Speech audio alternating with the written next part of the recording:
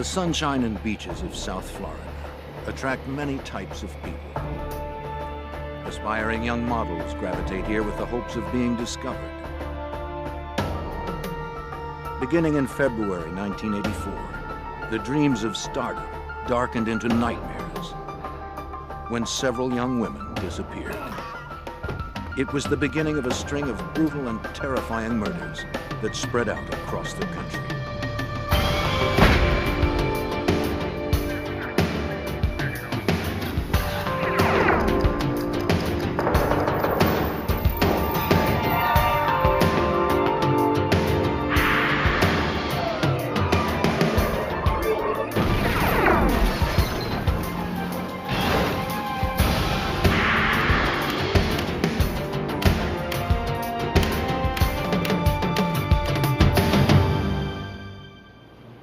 It's a model's job to rivet the public's attention. But in 1984, some aspiring models began attracting publicity in a terrible new way. Across the country, dreams of glamour turned nightmarish as young women disappeared, only to be found tortured and killed. I'm Jim Kallstrom, former head of the FBI's New York office. When a suspect emerged, the FBI's 10 most wanted list became the tool we used to try to flush him out.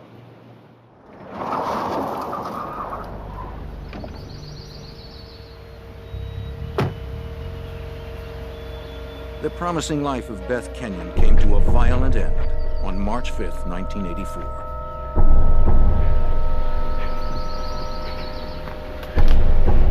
The attractive 23-year-old dreamed of becoming a model. She had even been a finalist in the Miss Florida pageant.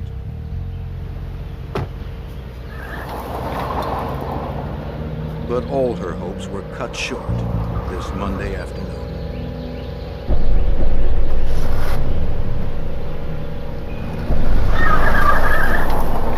The next day, Beth's parents reported her disappearance to the Miami police.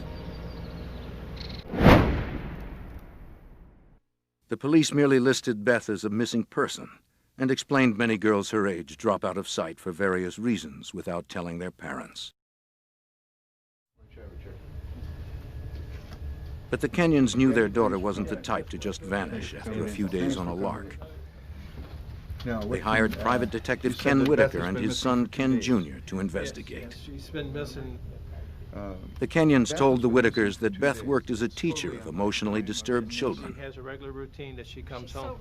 She was responsible and enjoyed a close relationship with her family. This is, as you can see, where she had a 6 o'clock appointment. That she Fearing something had happened to Beth, the Kenyons had searched their daughter's apartment in North Dade County for anything that might help them find her. But all they found was an address book and a picture album.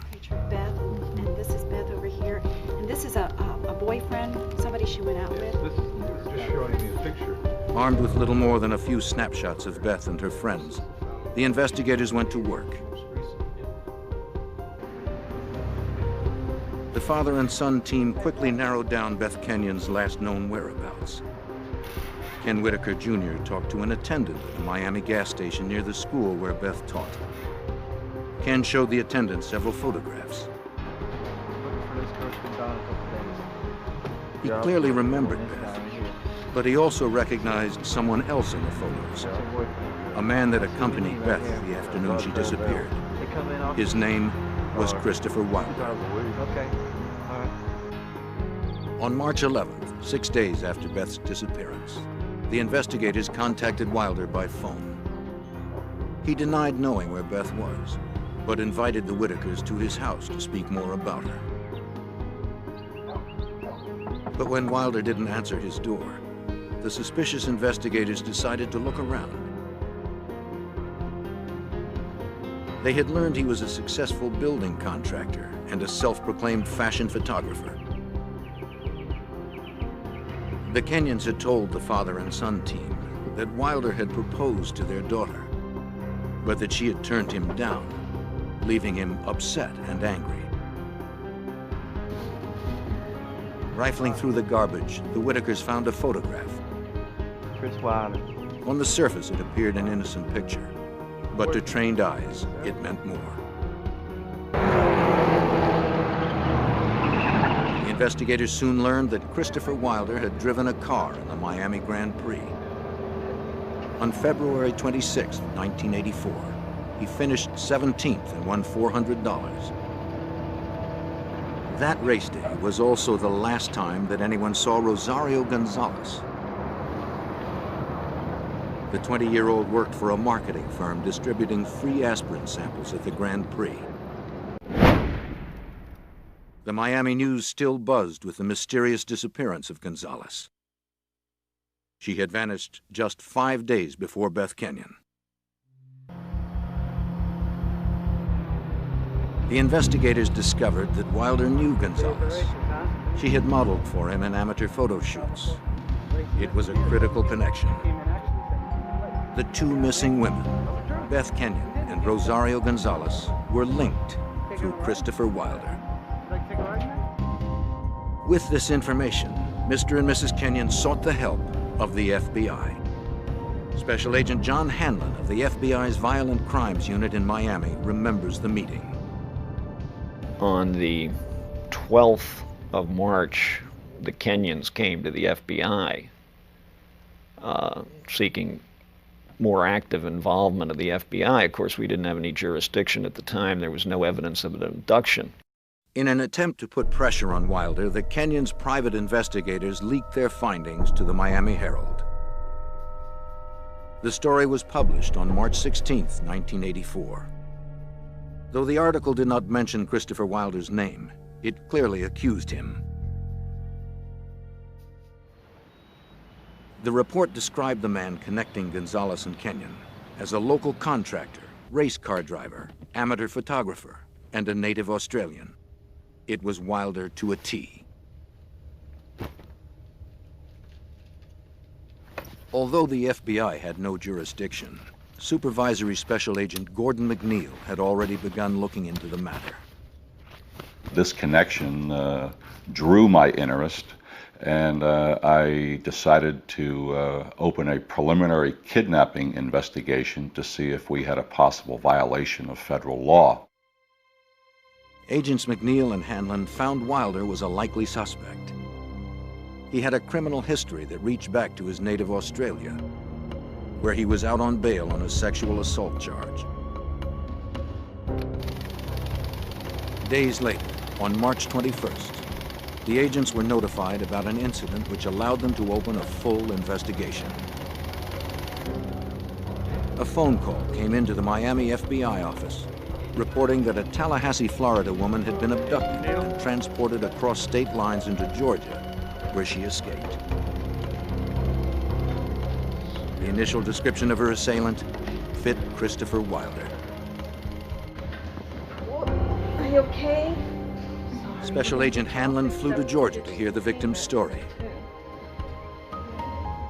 It was a nightmare. Oh, sorry, no business. 19-year-old Linda Grober told Hanlon she'd been shopping in a mall in Tallahassee, Florida, when a man approached her about a modeling job. Magazine covers? I got any number of them. And it really sound like Claiming to be a photographer, the stranger invited her back to his car to see his portfolio. It was the middle of the afternoon in a very public place, and Linda said she felt perfectly safe. Never? When he asked her if she'd ever modeled, she said no. He flattered her with remarks about how beautiful she was and promised he could put her on the cover of Vogue. But Linda reported that when they got to his car, the photographer began changing his story. He claimed he'd left his portfolio at his studio, and he asked Linda to go back to the studio with him. When she hesitated, the man attacked and pushed her into the car. He clubbed her on the back of her head. Everything just went black. When she regained consciousness, they were driving on a country road. When her abductor saw her coming around, he stopped the car in a secluded spot.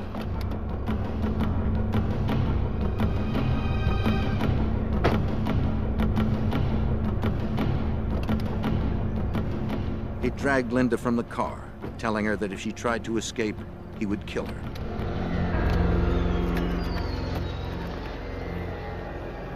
He wrapped his fingers around her throat and strangled her until she passed out.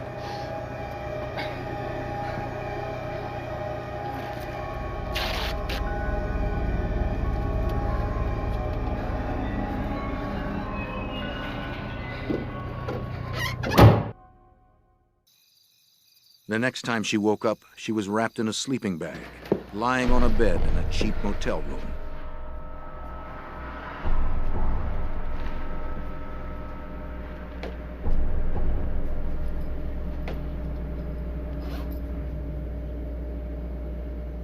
Once again, he threatened to kill her if she tried to escape.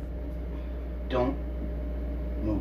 He tied her to the bed and superglued her eyes shut. For the next several hours, the kidnapper repeatedly raped, beat, and tortured Linda Grober. When she disobeyed his commands, he shocked her with an extension cord he had fashioned into an electrocution device.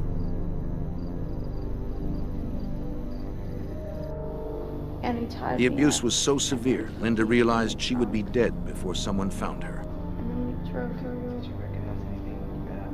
She managed to break free and locked herself in the bathroom. Somebody help! Help! She pounded on the walls and screamed for help. Help me! Stop it! Stop it! Stop it! Hey! Stop now! Stop it! Stop it! I'm telling you! The rapist panicked, grabbed what he could, and ran.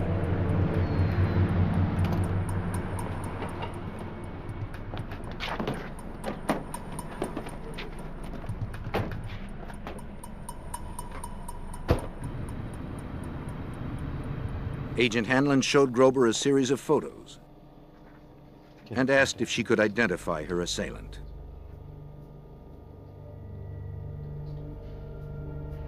It was absolutely no doubt in my mind. I mean, I'd spent hours with this person that's who he was. And I just identified him as clearly Christopher Wilder. Now 35, a PhD candidate and a single mom, Linda Grober's fierce determination saved her life. It also made her a strong witness, ready to risk everything for her abuser's arrest. I was in the hospital for a week or something like that, and then I had to basically leave the country while he was still a fugitive because they were concerned about my safety. They were concerned about my family's safety. As heinous as Grober's ordeal was, it had the value of catapulting the investigation into a federal case.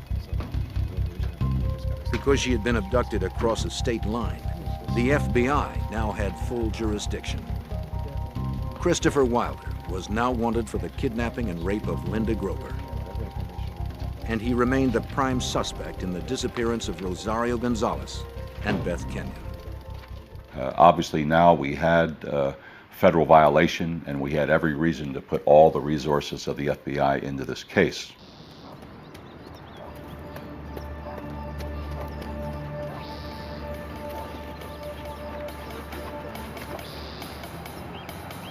Not knowing exactly where to find Wilder, a team of agents descended upon his house in full force. Kicking in the door, they poured in, ready to arrest the suspect. Clear! Clear! Clear! Clear! But they found an empty house. Clear! Everything clear? All clear, all clear. Wilder had long abandoned it. All clear. He was on the run, days ahead of the federal agents. And every minute he remained free put another woman in jeopardy. The desperate chase had begun. March 1984. FBI agents conducted a meticulous search of the abandoned home belonging to Christopher Wilder. 2 women were missing and presumed dead at his hands. A third had barely escaped with her life after her kidnapping and rape. The agents needed something to clue them in to their suspect's present whereabouts. You like to decorate it. What happened to his maid? But before he left, Wilder had prepared his home for any investigator. The place had been manicured. There were basically no fingerprints left in Wilder's house. You're always going to find fingerprints inside a residence. It looked like everything had been totally cleaned. FBI and local authorities canvassed Miami and West Palm Beach. But no one reported having seen or heard from Wilder since he left Linda Grober in a Georgia motel. The FBI alerted police to keep an eye out for Wilder's car. They asked banks and credit card companies to monitor any transactions he might make. But informational systems in 1984 moved slowly. The leads trickled in and were usually too late for a quick response.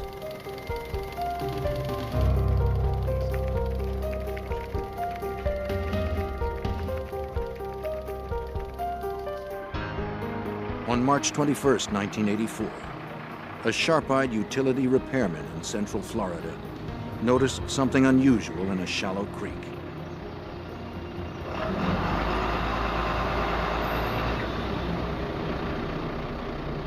It was the barely recognizable body of a young woman. She was later identified as 21-year-old Teresa Ferguson. Witnesses last saw her 3 days earlier, leaving a shopping mall with a man fitting Wilder's description.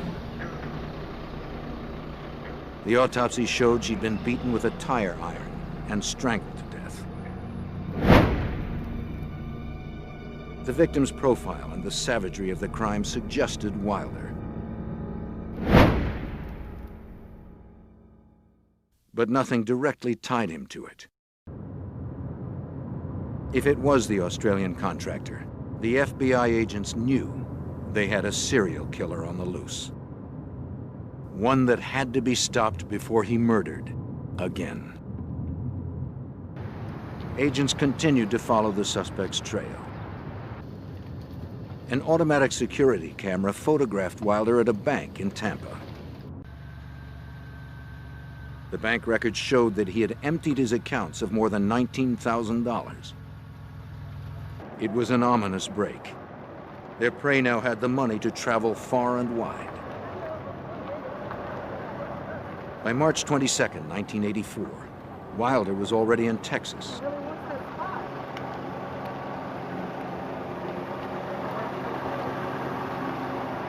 Witnesses saw him approach 23-year-old Terry Walden in the parking lot of Lamar University in Beaumont, Texas. Walden was a wife, mother of 2, and a nursing student. Yes, I'm a photographer. My job is to notice. Wilder asked her if she'd like to do some modeling.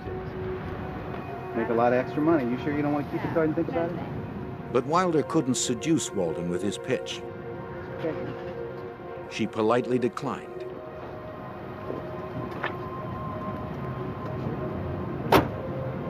She had no way of knowing that she would soon see him again.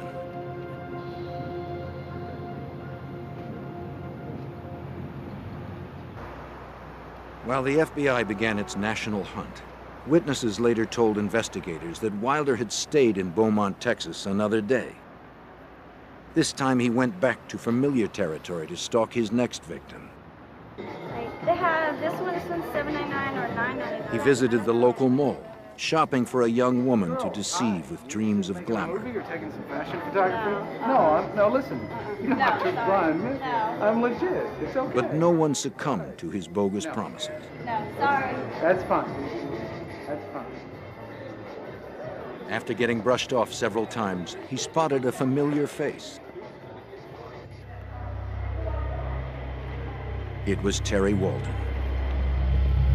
Hey, hi. She had come to run errands after dropping her 4-year-old daughter off at daycare. Are you interested now? Will you take the card and just consider? Terry again turned Wilder down. No. I'm sure you could. But this time, he wouldn't take no for an answer. As she left the mall, Wilder followed her out to her car. In broad daylight, in the middle of a crowded mall parking lot, Wilder attacked Walden. He knocked her unconscious and pushed her into her Mercury Cougar.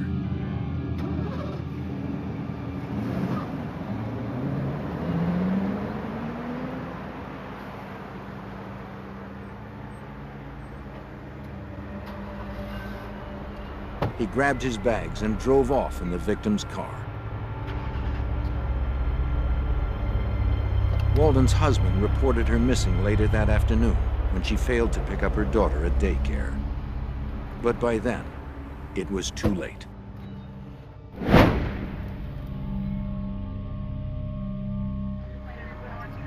Terry Walden's body was found floating in a canal near Beaumont, Texas, a few days later.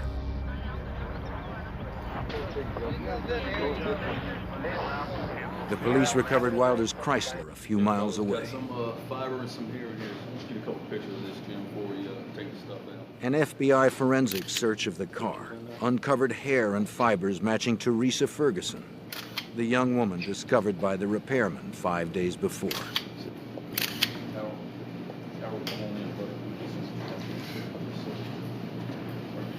It confirmed what the agents had suspected all along. Teresa Ferguson had been Wilder's fourth known victim. Get on the floor, bro.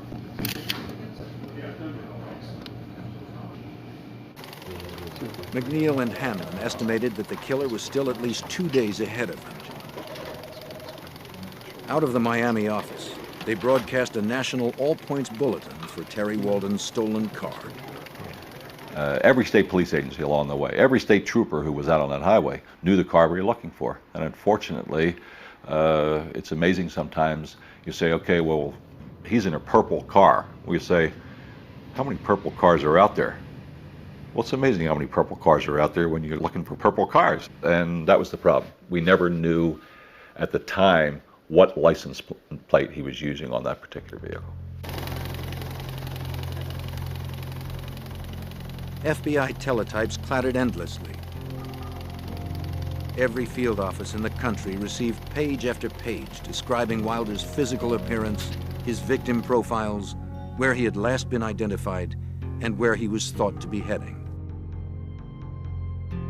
The technology of 1984, however, could not keep up with the pace of his flight.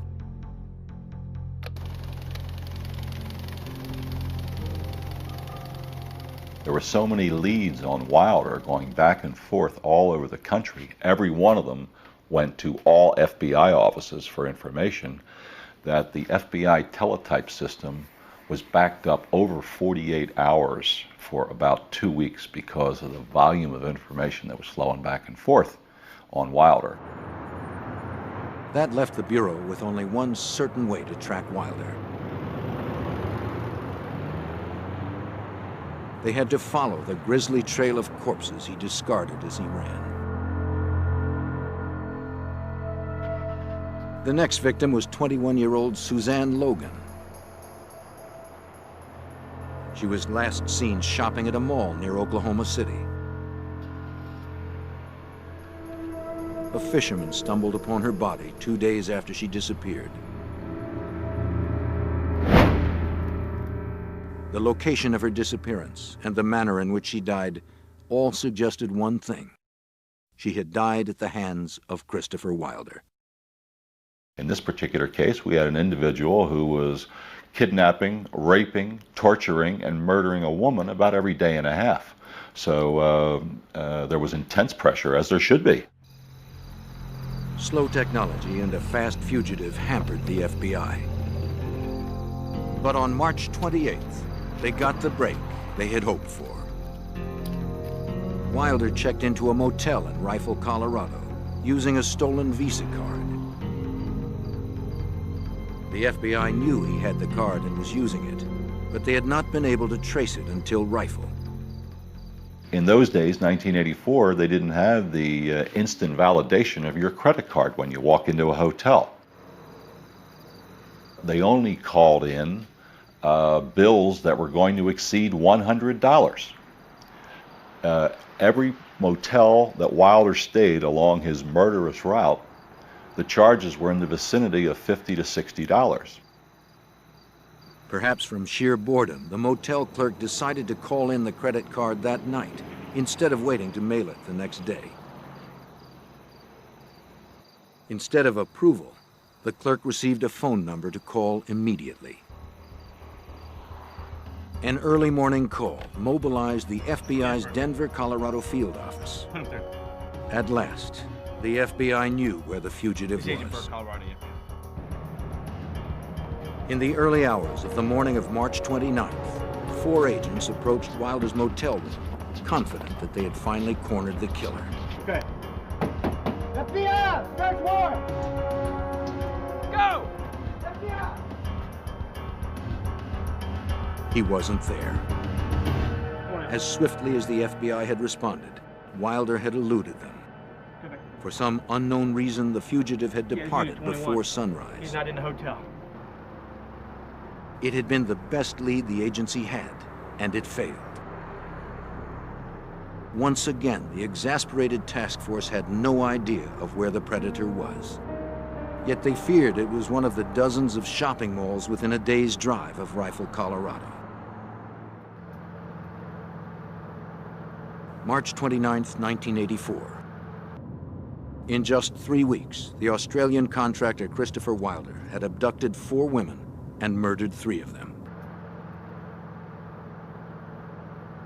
FBI agents noticed a pattern developing in the campaign of violence. The killer kept his direction westward, and he had narrowed his hunting grounds to shopping malls.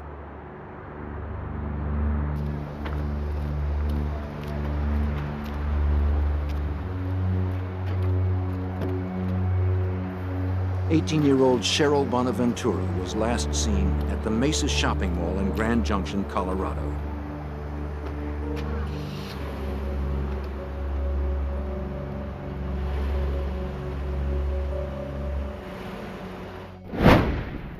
The FBI would later connect Wilder to her death.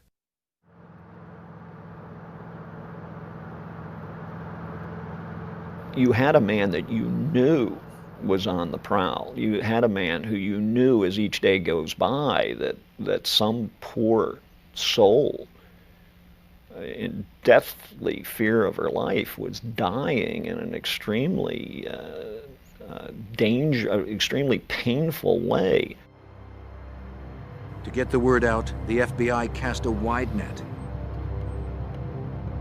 Across the country, agents notified security officers and mall managers about the danger, telling them to be on the lookout for the Australian. Investigators supplied malls with photos and flyers that were posted to alert shoppers. Despite the FBI warnings, a teen magazine held a CoverGirl competition at the Meadows Mall in Las Vegas.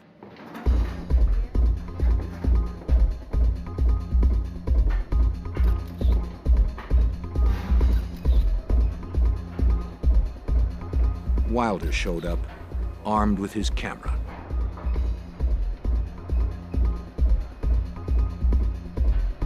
He chatted with several of the teens during the event, but eventually zeroed in on Michelle Korfman. The 17-year-old had driven up the 25 miles from her family's Boulder City, Nevada home. Nervous about participating in her first model search, she had asked her friends and family to let her go alone.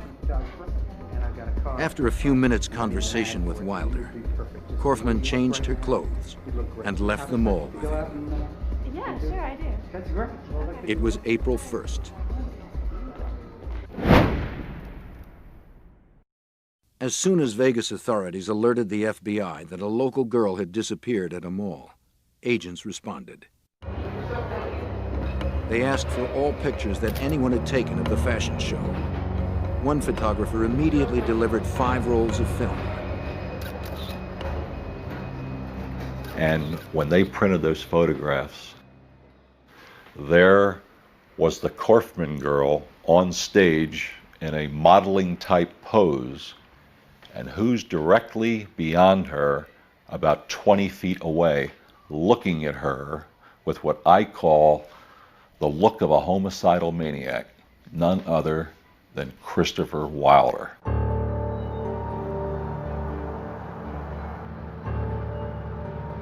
Like the others, young Michelle Korfman suffered at the hands of Wilder. He bound and gagged her with duct tape. Then he beat, raped, and tortured her. and you will see incisions in the body. They may only be 1 inch to 1.5 inches long, and they're not deep. They're done just enough to make it bleed. They were only meant to torture, not to kill, until he finally actually killed the victims. He was a brutal sexual sadist. Prowling shopping centers and other areas. On April 5th, 4 days after the Michelle Korfman disappearance, the FBI held a press conference. They announced the placement of Christopher Wilder on its famed 10 Most Wanted Fugitives list. 10 most wanted. For 50 years, the list has helped generate the publicity needed to catch violent fugitives. Hey, Val. Special Agent Tron Brecky serves as national spokesman for the FBI. Thank you. The criteria for the top 10 was met with Wilder. He was a menace to society. He was extremely dangerous, a violent individual on whom charges were outstanding, and he had fled the area where we thought that he might be.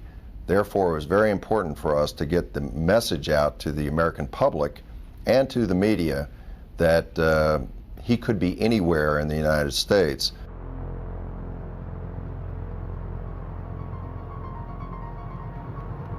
But Wilder's addition to the 10 Most Wanted Fugitives list came a day too late for Tina Marie Rosico. In Lomita, California, on the day before the press conference, the 16-year-old visited the Del Amo Fashion Center Mall to apply for a summer job. What a beautiful face you have. The high school student wanted the work to save for a car. She met Christopher Wilder when he said that she was perfect for a modeling gig he had to shoot. And actually, you're so perfect that I could give you $100 right here. He gave her $100 cash and promised much more to come. If you're right, and I know you are, I can tell you are. Do you have a few minutes to just go out and close your house up? Take some pictures in front of you. I say to myself, this girl is perfect.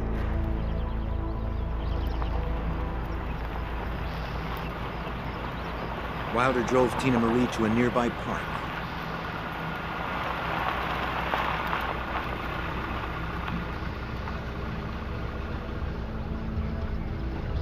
At first, everything progressed as if it were a legitimate job. He said the scenic location had perfect light for the camera. This canopy right here, I think, is really lovely. Right? As the shoot began, an eager Tina Marie worked to please her photographer. Yeah, just look sort of. When Wilder told her to smile, she did. When he told her to tilt her head, she did. And then it all turned wrong. Now, get in the car. All right?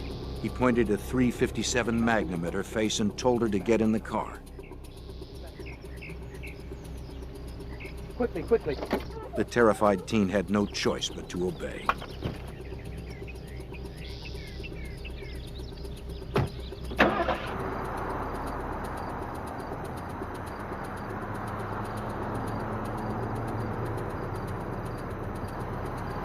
Wilder brought Tina Marie Rosico to a motel in San Diego.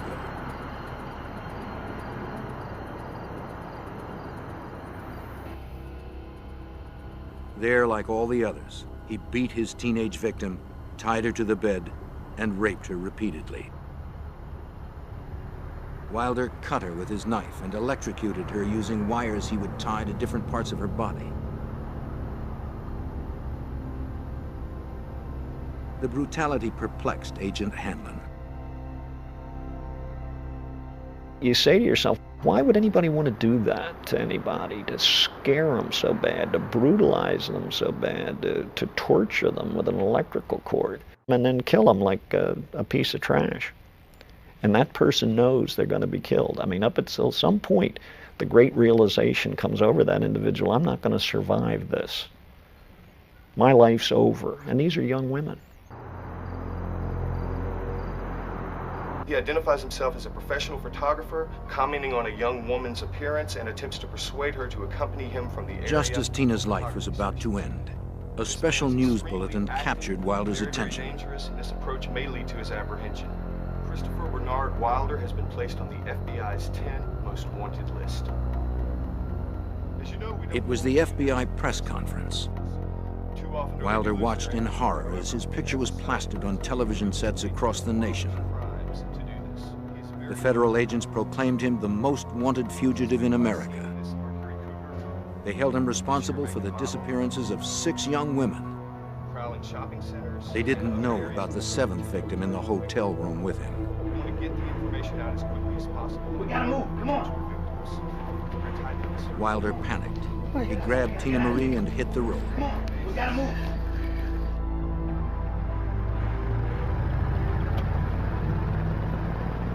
But now that he was top on the 10 most wanted fugitives list, Wilder landed on the front page of every newspaper and on the top of every newscast in the country. It's the front page headline in every newspaper in America.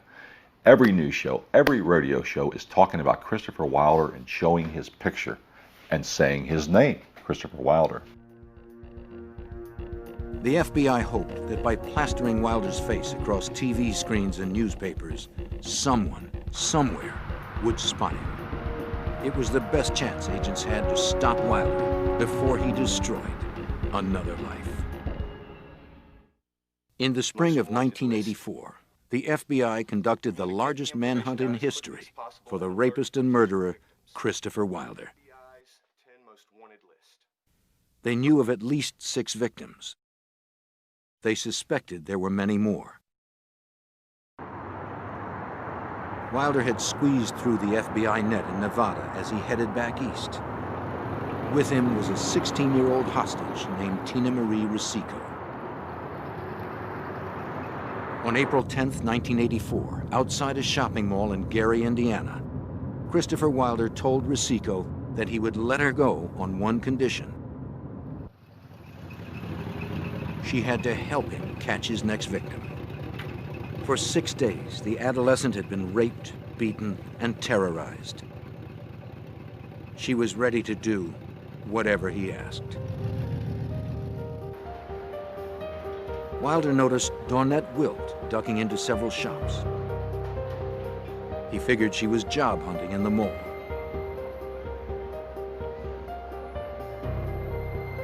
Rosico told Dawnette that Wilder was a store manager and wanted her to fill out a job application at his car.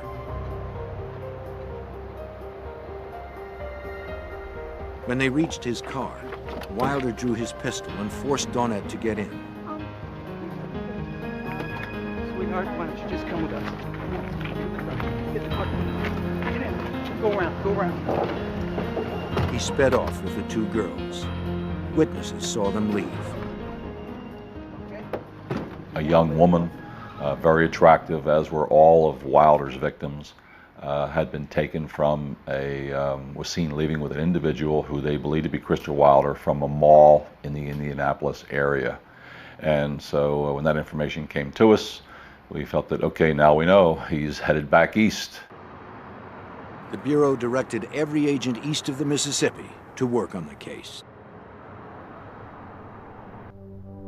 Despite his promise, Wilder refused to release Tina Marie.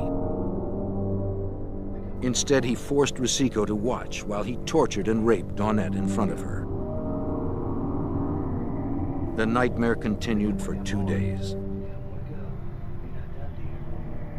On the morning of April 12, 1984, Tina Marie heard a familiar voice on the morning news. Any kind of energy, and just put Tina come home alive safely. You know, we're all rooting for you. The word that we've got on national television, Tina Marie's mother begged the kidnapper not to hurt her daughter. Your daughter, and that there is every indication that your daughter is still alive. And Wilder flew into another panic. He packed up his hostages and left. Get her dressed and you get dressed. Now. Wilder complained that it was only a matter of time before the FBI caught up with him. He stopped the car in a wooded area near Penn Yan, New York.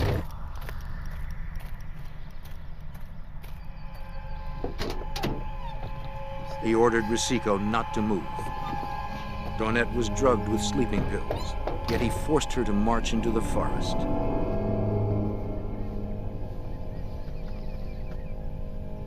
Left alone, Tina Marie pondered the opportunity to escape. But the horror of the last 9 days had broken her mentally. She stayed put.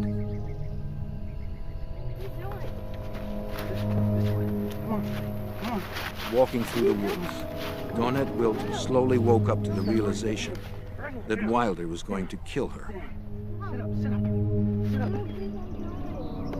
She didn't want to die by stabbing. She begged him to shoot her instead. Ignoring her pleas, Wilder stabbed her through the chest twice and left her for dead.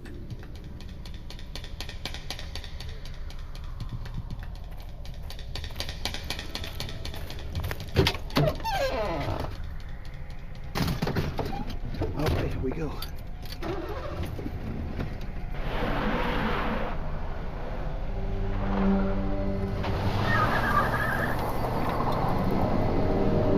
As he began to drive away, the fear that Dawnette Wilt might still be alive seized him.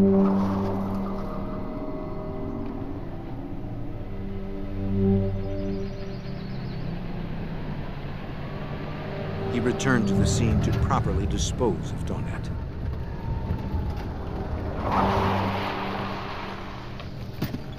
Stay here. You stay here, you hear?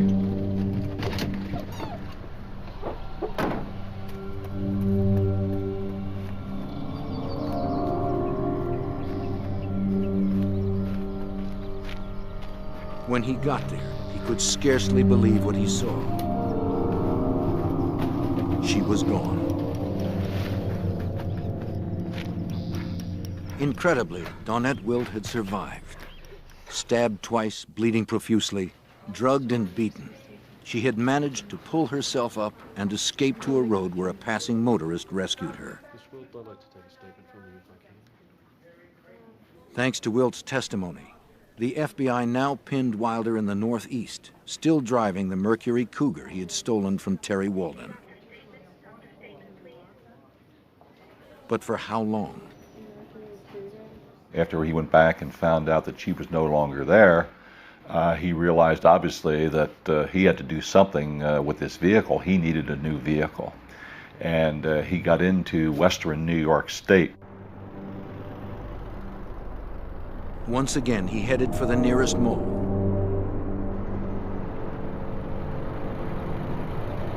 This time in Victor, New York, where he spotted a gold Pontiac Firebird.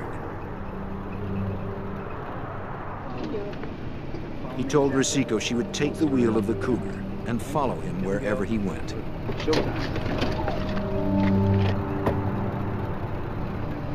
He carjacked 33-year-old Beth Dodge.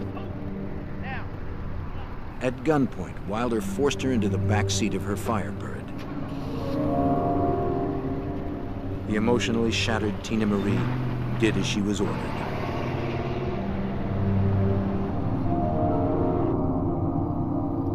Wilder drove for a half an hour to a secluded area.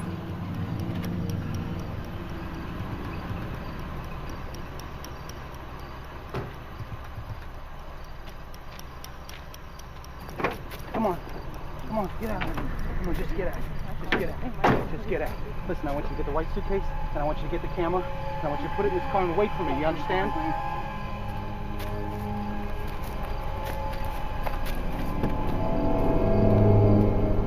He forced Beth Dodge into the woods.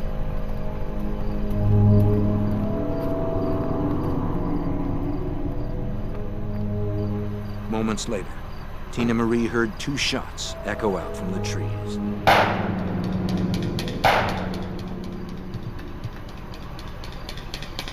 There had been no rape, no torture this time.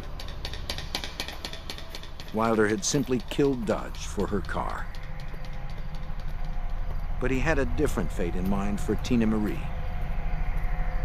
In all the hell he had put her through, Wilder had bonded with Tina Marie. He told her he didn't want her to be around when the end came. He drove Tina Marie Rosico to the airport in Boston and gave her money for a ticket home to Los Angeles. Her ordeal was finally over. Once safely home, Tina Marie would fill in details for agents about Wilder's murderous rampage. Wilder was now alone, and the agents didn't want to wait till another victim disappeared to clue them into his whereabouts.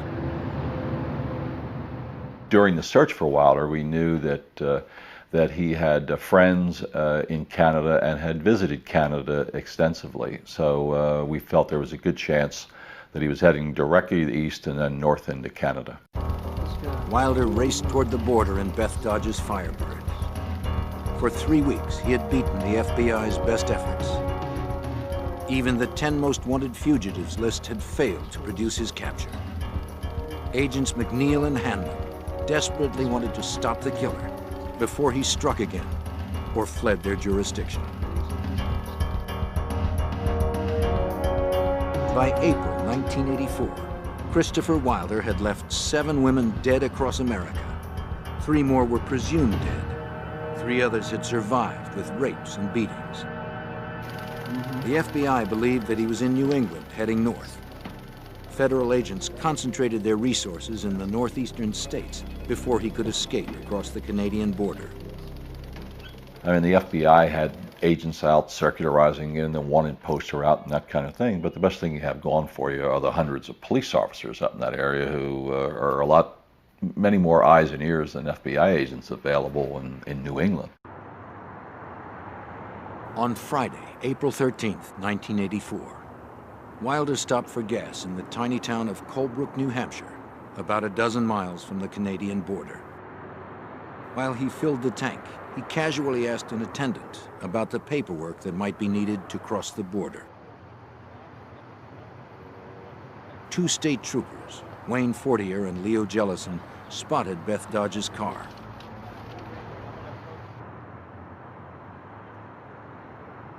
They, like almost every police department in the country, had been told to be on the lookout for the Firebird and for a man of Wilder's description.